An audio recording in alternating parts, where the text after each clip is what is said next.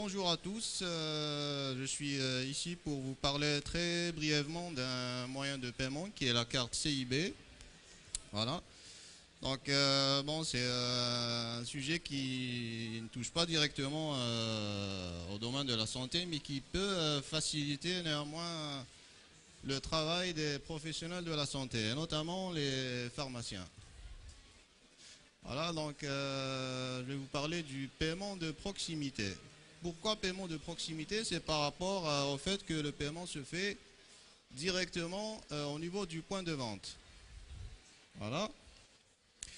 Donc c'est pour ça que ça s'appelle paiement de proximité. Bon, le moyen technique pour le paiement de proximité, c'est bien sûr la carte CIB.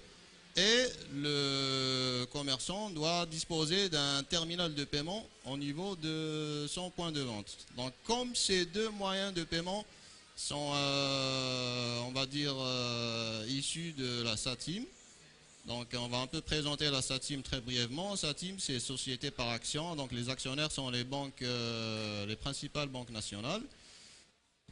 SATIM automatisation, société d'automatisation des transactions interbancaires et de monétique. Donc automatisation, bien sûr, les transactions sont automatisées. Donc toute transaction doit avoir l'autorisation d'un serveur et cette autorisation est automatisée. Transaction. Alors, transactions, les types de transactions qui sont possibles avec la carte CIB. Vous avez les retraits, que tout le monde connaît, les retraits sur distributeur automatique de billets.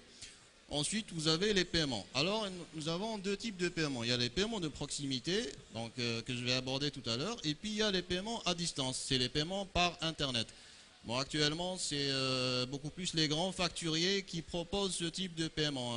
Les grands facturiers, genre, vous pouvez payer vos factures d'eau, d'électricité, de gaz, vous pouvez acheter des billets chez Air Algérie, mais ça va très bientôt être généralisé pour tout le reste des commerçants. Voilà, interbancaire. Donc le principe de l'interbancarité, c'est que il y a un réseau auquel adhèrent toutes les banques qui sont sur le territoire national. Et en fait, l'idée derrière l'interbancarité, c'est que le porteur d'une carte d'une banque A peut effectuer des paiements sur un terminal qui est relié à une banque B. Donc c'est ça le principe de l'interbancarité. C'est exactement comme lors des retraits. Donc vous avez une carte exemple de la banque CPA. Vous pouvez faire des retraits sur un distributeur de billets qui est estampillé BNA. Donc c'est voilà le principe de l'interbancarité. Voilà. Donc là, c'est un peu pour lister les banques actionnaires et les banques adhérentes au réseau CIB national. Voilà. Donc en fait, on fait quelques petites définitions concernant les acteurs principaux du réseau interbancaire. Donc en premier, vous avez le porteur. Donc c'est la personne physique qui dispose de la carte. Donc il faut savoir que toute personne ayant un compte bancaire a la possibilité d'obtenir une carte CIB, une carte bancaire. Après, vous avez l'émetteur. Donc l'émetteur, c'est la banque qui fournit la carte CIB à son client. L'accepteur, c'est carrément le commerçant, donc qui dispose d'un terminal de paiement au niveau de son point de vente, donc qui accepte les paiements par carte CIB. Ensuite, vous avez l'acquéreur. L'acquéreur, c'est la banque de l'accepteur. Donc la banque, donc un commerçant, il est domicilié chez une banque. La banque met à sa disposition un terminal de paiement pour qu'il puisse accepter les cartes CIB. Et tout ça, ça forme le réseau interbancaire. Et au centre de ce réseau, vous avez le centre d'autorisation interbancaire qui est au niveau de la SATIM. Donc toute transaction qui est faite, que ce soit en retrait, que ce soit en paiement par Internet ou en paiement de proximité, doit avoir l'autorisation d'un serveur d'autorisation. Voilà. Là, c'est pour schématiser un peu le réseau interbancaire, très simplifié.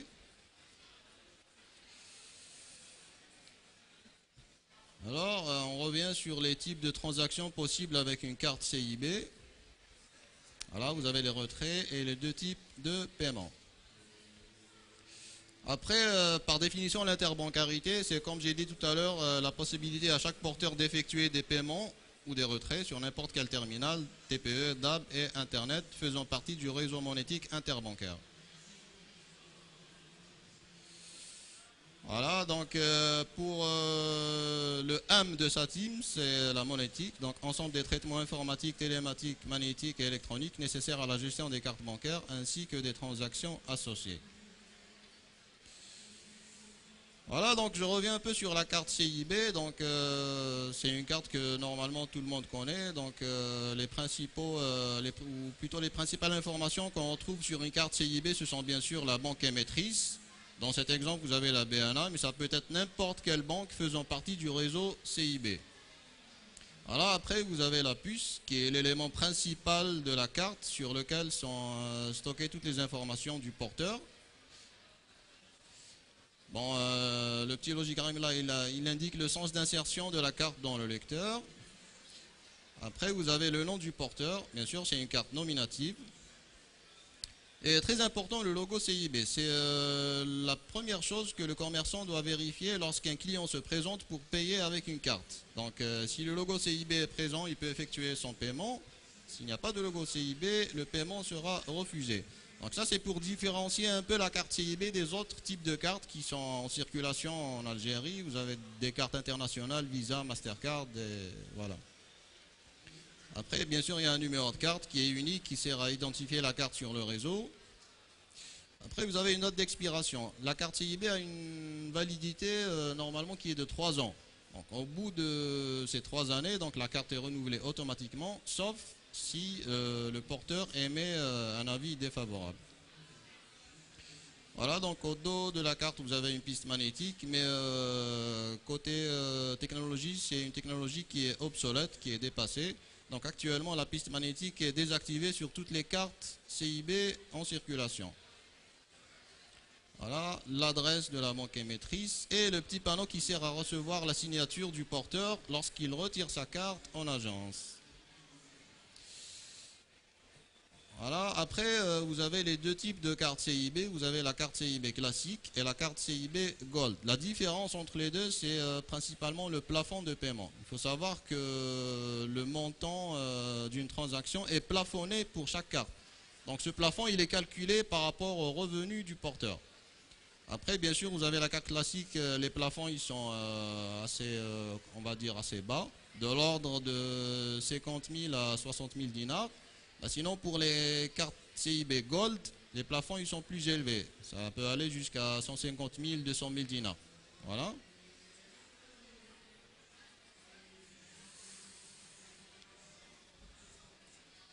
Voilà. Très important aussi, la carte CIB, c'est une carte bancaire, mais ce n'est pas une carte de crédit. En fait, il y a un abus de langage qui consiste à appeler toute carte bancaire carte de crédit. Non, la carte CIB, c'est une carte de débit. Donc actuellement, la législation algérienne ne permet pas aux banques d'émettre des cartes de crédit. Pas encore, mais peut-être que dans l'avenir, ça va être possible.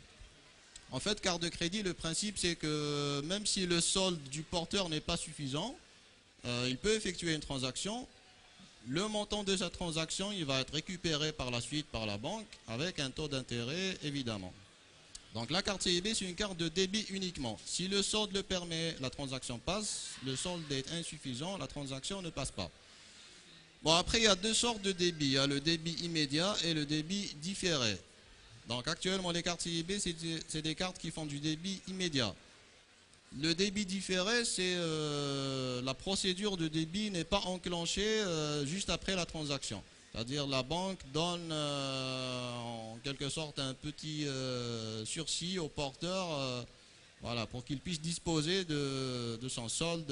Voilà. Et le débit est différé, ça peut être d'une semaine, de 15 jours, d'un mois. Voilà. Les cartes CIB de débit différé vont bientôt être disponibles en Algérie, mais actuellement et concrètement, c'est des cartes qui permettent uniquement du débit immédiat. Bon, après le débit immédiat, vous avez soit le débit immédiat en temps réel, soit en temps différé. Actuellement, c'est du temps différé. Pourquoi? C'est le réseau interbancaire qui exige que le débit immédiat soit en temps différé. Donc, du moment que la banque du porteur est différente de celle du commerçant, donc il y a toute une procédure qui fait que le débit et le crédit des comptes respectifs du commerçant et du porteur soit mis à jour au niveau du serveur d'autorisation et que il y a aussi le côté qui est assuré par la Banque d'Algérie, la Banque d'Algérie, pardon, au niveau du centre de télécompensation pour que chaque partie voilà, soit créditée et débitée selon le montant de la transaction.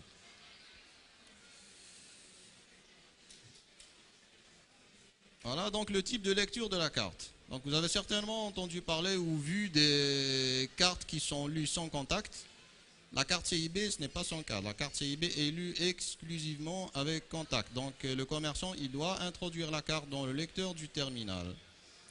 Après, ce qui est lu sur la carte, c'est bien sûr la puce. Donc la piste magnétique, elle est désactivée. Pourquoi elle est désactivée? Parce que c'est une technologie qui est, on va dire, dépassée, qui est obsolète et qui a beaucoup de failles de sécurité. Donc la carte CIB, lorsqu'elle a été lancée en Algérie, on est allé directement vers la lecture sur puce.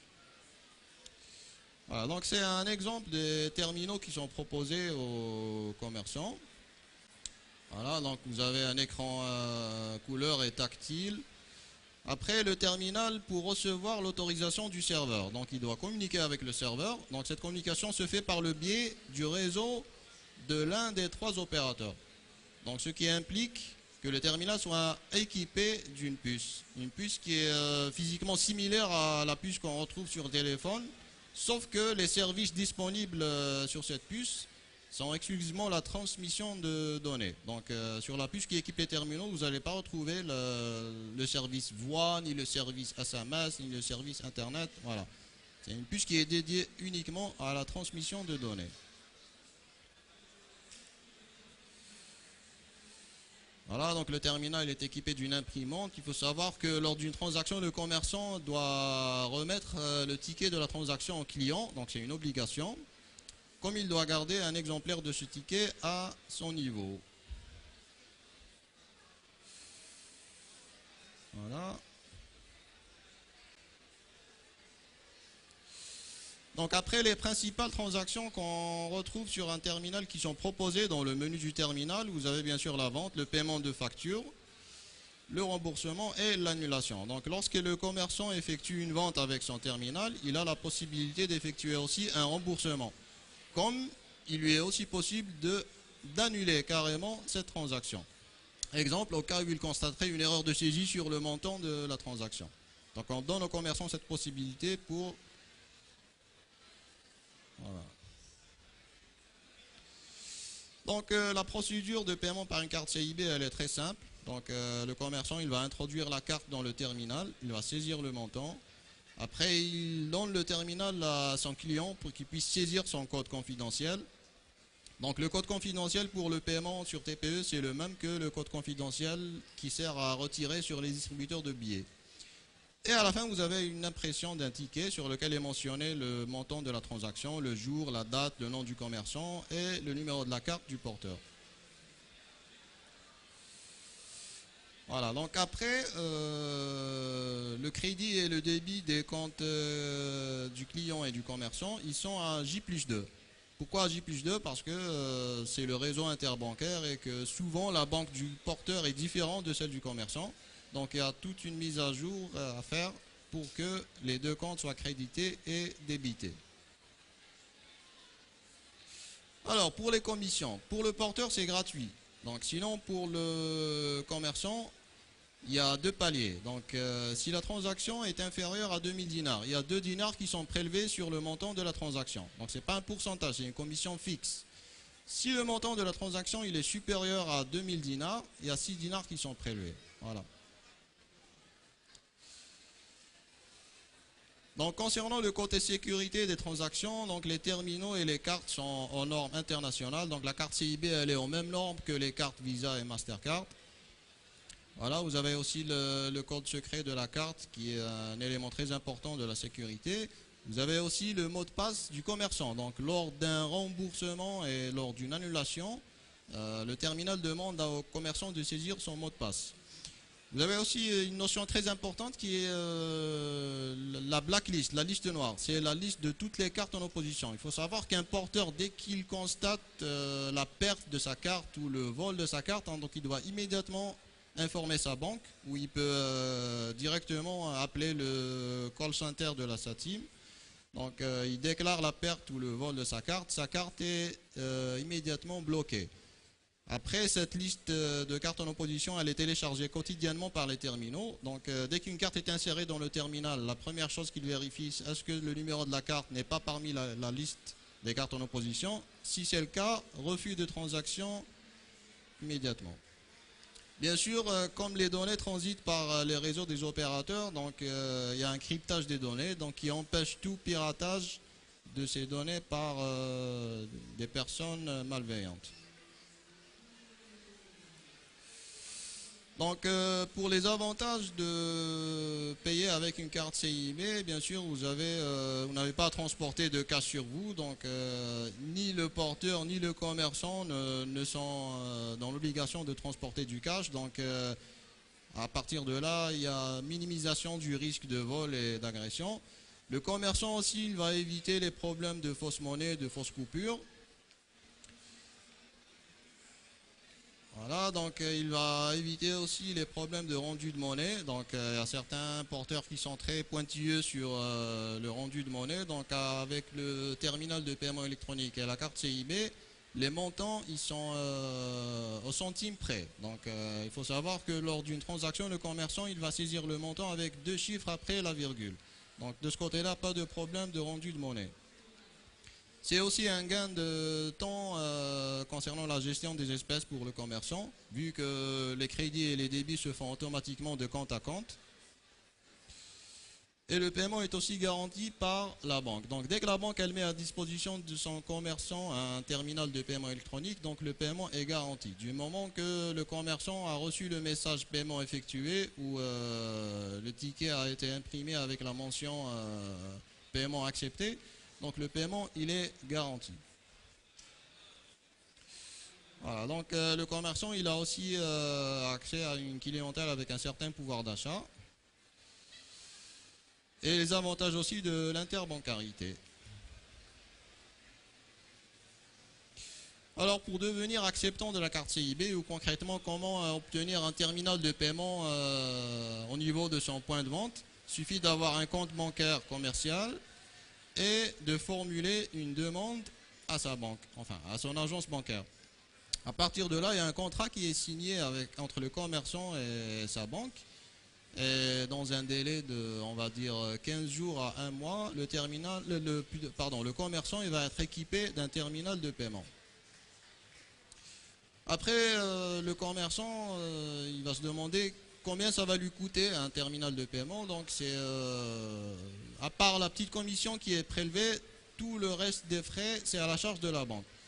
Donc il faut savoir que la banque elle ne vend pas le terminal au commerçant, elle ne loue pas le terminal au commerçant, elle met le terminal à disposition du commerçant gratuitement. Après tout ce qui vient par la suite côté après-vente, c'est aussi à la charge de la banque, y compris les frais de connexion à travers la SIM qui équipe le terminal. Donc ça, c'est pour encourager un peu les commerçants à se doter de ce moyen de paiement. Voilà.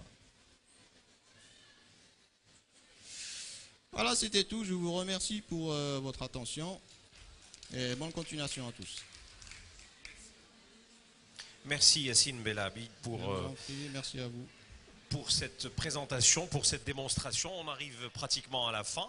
Merci de nous avoir fait confiance pendant ces 4 jours, ici même sur le plateau de la CIFAL TV. Merci pour tous les intervenants, aussi bien pour les communications, pour les symposiums, que pour les démonstrations, et qui ont marqué donc cette 12e édition du CIFAL, Salon international de la pharmacie et de la parapharmacie d'Alger. On vous donne rendez-vous dans exactement 1 heure de temps, à partir de 15 h, au stand de Mérinal, pour la cérémonie de clôture. Il y a une tombola, il y a de l'art de manière générale avec un chanteur, et puis il y a de l'humour aussi, on en a bien besoin en ce moment.